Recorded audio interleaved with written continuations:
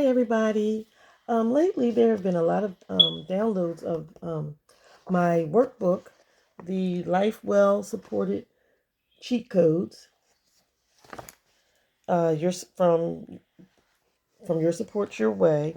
This is a workbook that I've designed to help families gather their thoughts as their loved one is transitioning from high school to a post-high school life.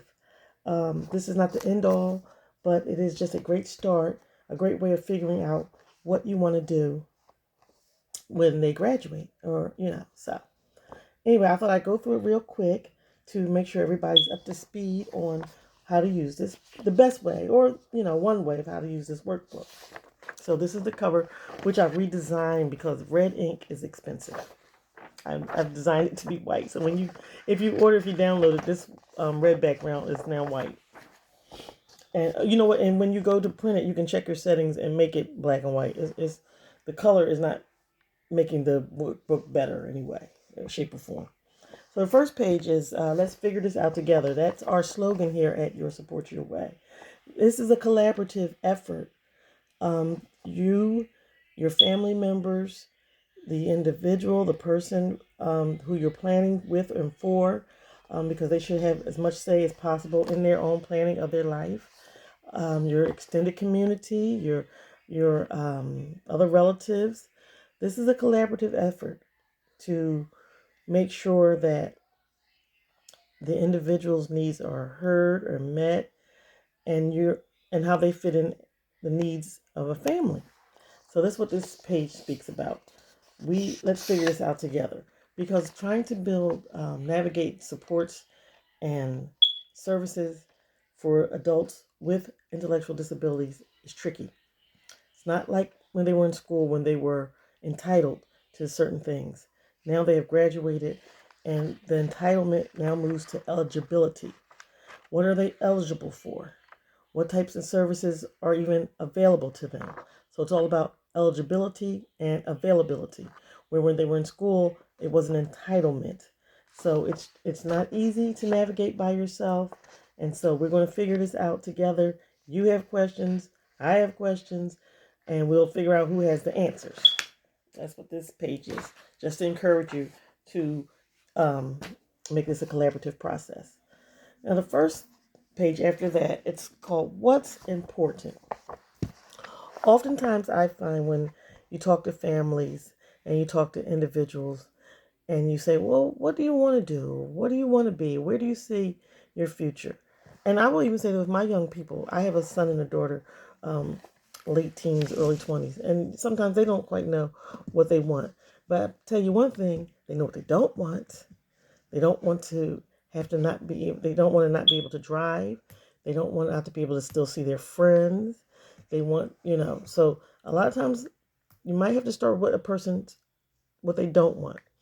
For example, I'm sure you don't want your loved one to graduate from school and just sit on the couch all day because they don't have any place to go. I'm sure you don't want them to be in a group home that's not conducive or meets their needs, or I'm sure you don't want them to be somewhere that's far away from you. So even if you may say, I don't know what they want because I don't even know what's out there. I don't even know what the options are. Let's start with what they don't want. They don't want eggs in the morning, so we're not serving them eggs. Things like that. You know what they don't want. And you can sometimes start with that. So, like, what are the things that absolutely must happen, or what are the things that absolutely must be avoided for you and your family to have peace of mind? That's what this page says.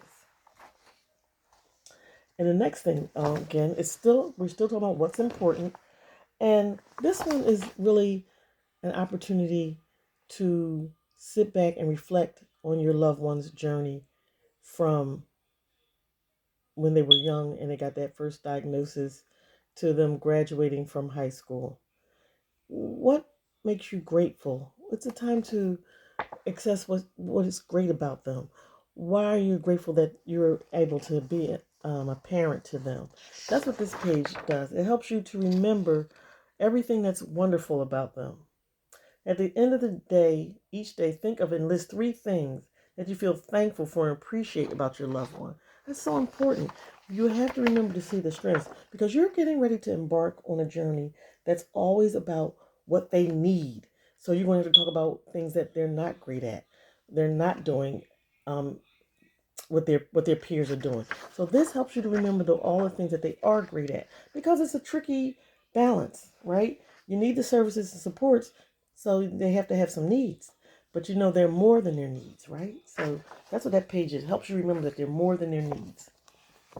This page is just a quick assessment. It's really it's just what, one, two, three, four, five questions that you want to know as you're getting ready to start this navigate this adult world. What do you know and what do you don't know? So that way you will be able to find out where your strengths are, where your weaknesses are, and you'll know what kind of questions you need to be asking. Do you know how to assess their skills for post high school success?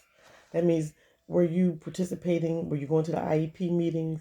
Do you realize what it means if they're on a third grade reading level? Do you know what it means if they are not consistent with their AAC devices, if they're quote unquote nonverbal?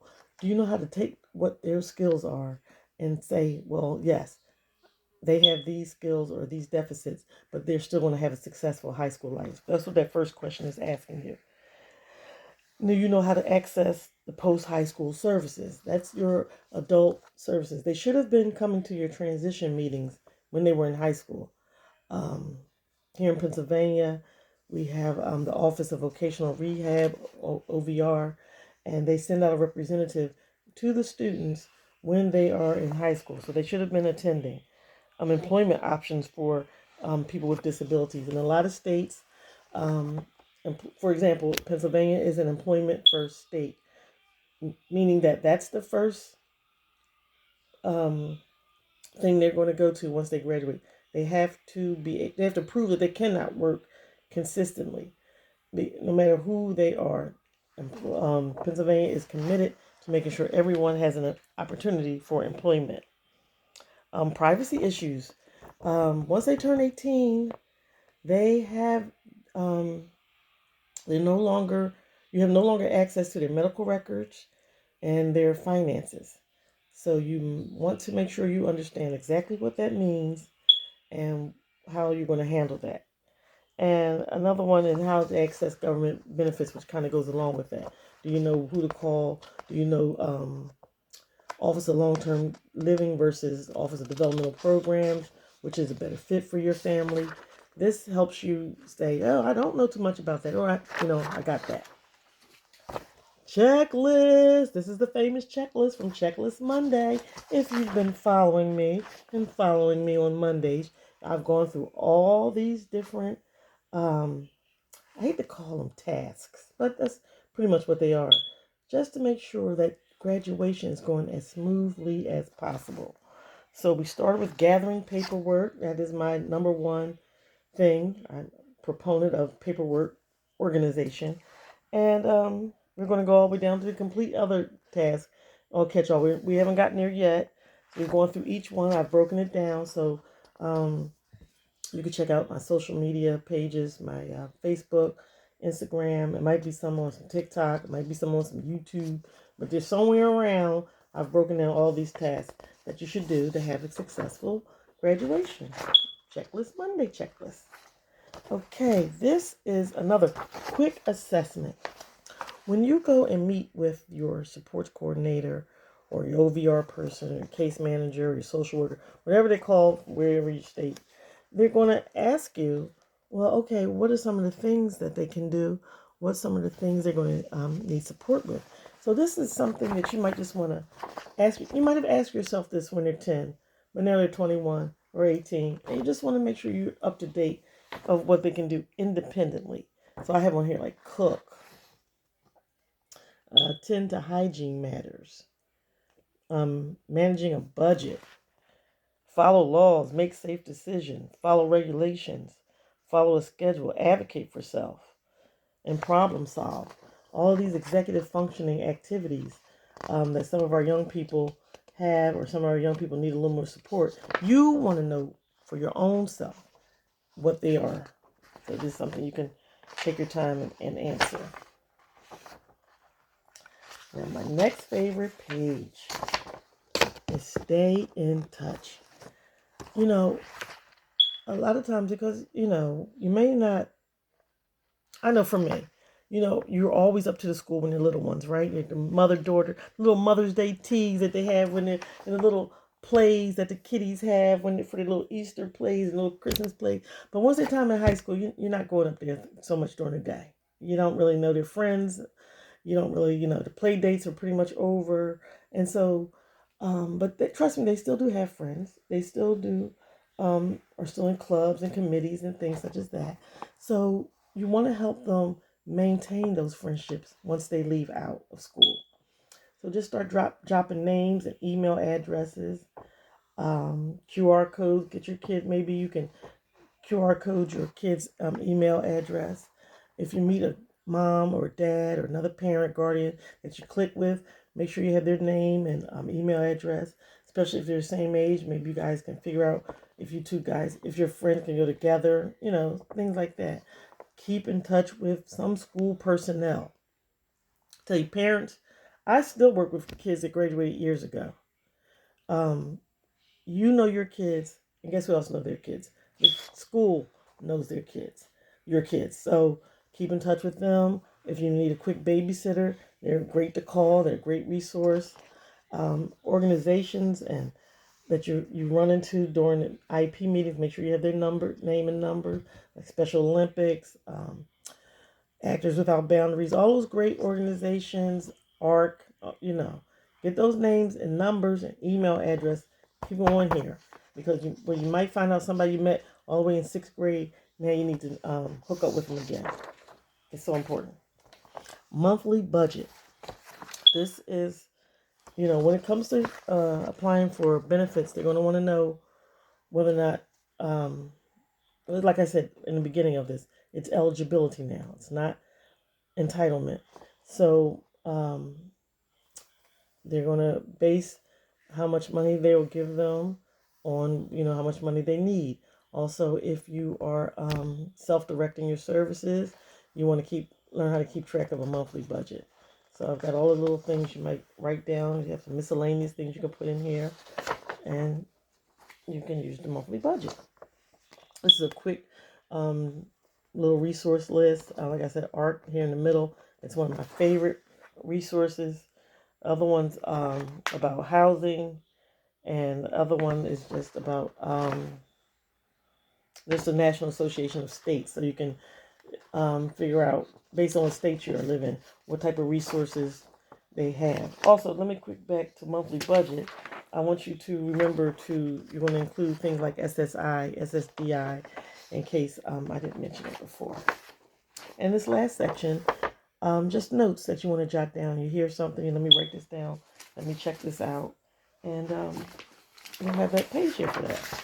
And like I said, I don't know, when I printed this out, I printed this on fancy paper to give the sheen and the shine. You just print it on your regular paper, it's fine. Like I said, go to your settings, print black and white. You don't need to spend all money on ink. If you want it fancy dancy, you can email it to FedEx, have them print it out for you if you don't have a printer. I think this might cost $3 or $4 to print out at a FedEx. Like I said, I don't know what I checked, but I never would have checked this fancy paper. Some families are stapling. That's cool. Paper clip. They might get a little shicey and lost like this. I'm using a folder, plastic cover folder, where I put that in like this, like so, like that, as Tabitha Brown says. And I put it in this plastic folder, and then I slide this down. Or you can 3-hole punch it. That's the way you could do it too, if you want to. But this is just least expensive and easy to access. Also, I can roll up and put it in my handbag if I need to. Take it with me, whip it out. And, I love this. It's very convenient. So, also, if you don't want to do all this, that's fine. You can upload it to a free PDF reader. And you can fill it out, type in your computer, your phone, or your tablet, and you can just keyboard or type it in. all the information. You have it right, even more accessible because it'll be right there on your phone.